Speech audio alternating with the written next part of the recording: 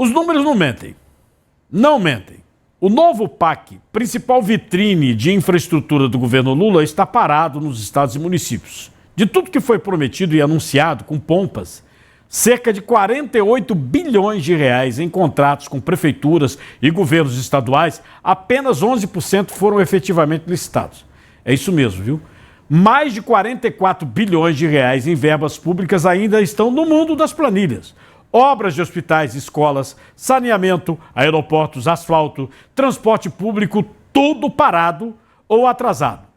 Licitação, que é o primeiro passo, ainda não aconteceu na maioria dos casos. Enquanto isso, o governo segue fazendo aqueles eventos, discursos, os vídeos nas redes sociais, celebrando um PAC que, na prática, anda a passos lentos. É uma lesma. O eleitor que assistiu aos anúncios, que acreditou nas promessas, hoje vê muito marketing, propaganda, pouco de concreto. E mais, das 72 obras com orçamento acima de 100 milhões de reais, apenas 12 têm uma licitação já concluída. Só 12. Ou seja, promete-se muito, mas entregar mesmo até agora quase nada. O Ministério da Casa Civil diz que a maioria dos entes federados já entregou a documentação. Então, por que os projetos não foram para frente? Se já tem os documentos. Onde é que está esse problema? A verdade é que há pouco mais de um ano das eleições, muitas dessas obras não vão ficar prontas a tempo. E isso escancara um padrão antigo da política brasileira. O do governo, que promete grandes realizações, mas que tropeça na hora de entregar. No final das contas, fica a pergunta: de que adianta anunciar bilhões de investimentos se a obra sequer começa? Diz aí.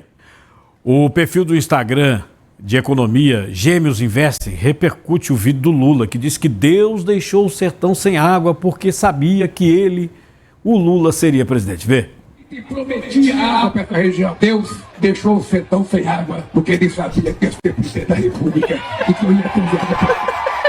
Vamos aos fatos. A transposição do Rio São Francisco é sonhada desde o século XIX, planejada em 1985, e só começou a sair do papel em 2007, com previsão de estar pronto em 2012. O projeto foi inicialmente orçado por 4 bilhões de reais, mas o custo total ultrapassou os 12 bilhões. Prometeram entregar em 5 anos, mas levaram 15 e foram pagos com o dinheiro público, vindo dos impostos que o trabalhador brasileiro paga. E agora aparece político querendo pousar de enviado divino por uma obra bancada pelo nosso dinheiro e que foi entregue com uma década de atraso, custando 8 bilhões a mais do que o esperado. Se Deus realmente tivesse esperado alguém para resolver essa seca, acredito eu que ele não teria escolhido um presidente que gasta bilhões e bilhões com fundo eleitoral, enquanto milhões de brasileiros ainda vivem sem água encanada.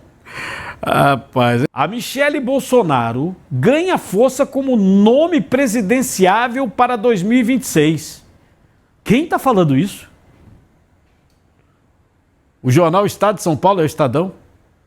Michele pavimenta caminho presidenciável enquanto nomes da direita têm obstáculos. Enquanto outros líderes da direita enfrentam obstáculos, como Eduardo Bolsonaro, que se exilou nos Estados Unidos e é investigado pelo STF, Pablo Marçal, inelegível, Michele se destaca como alternativa viável. Além disso, governadores como Ronaldo Caiado, Romeu Zema, Ratinho Júnior buscam apoio. E Tarcísio de Freitas está priorizando a reeleição em São Paulo.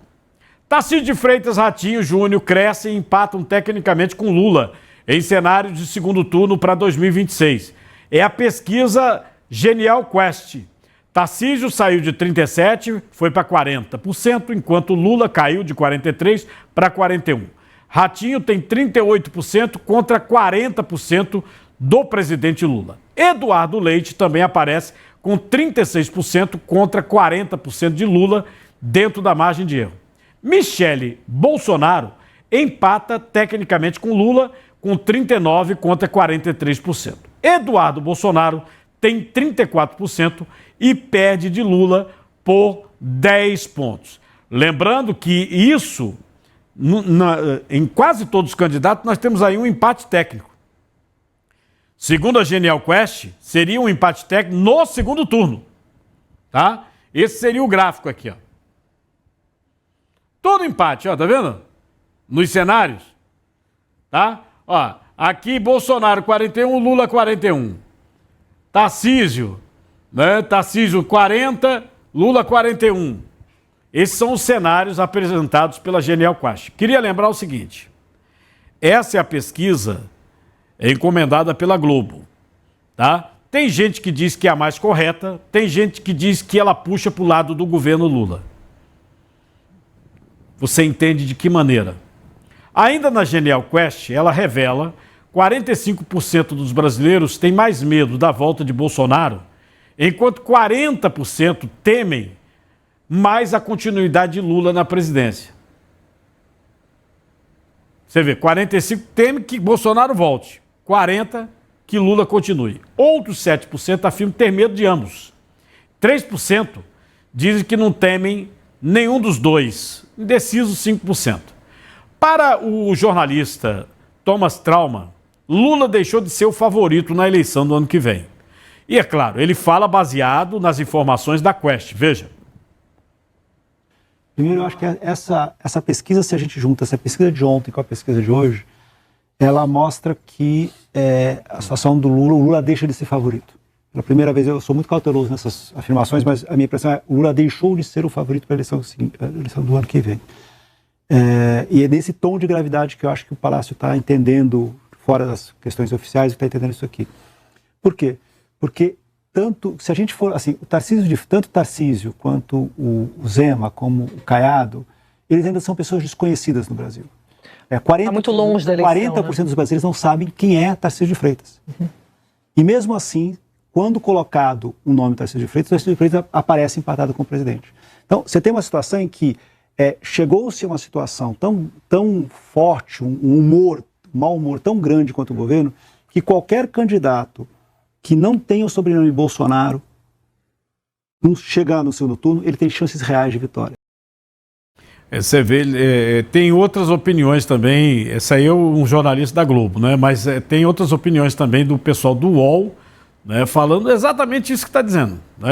A situação do governo Lula é muito ruim neste momento, mesmo com essa pesquisa dando empate técnico no segundo turno, mas são pessoas, como bem ele disse, 40% não conhece Tarcísio, por exemplo.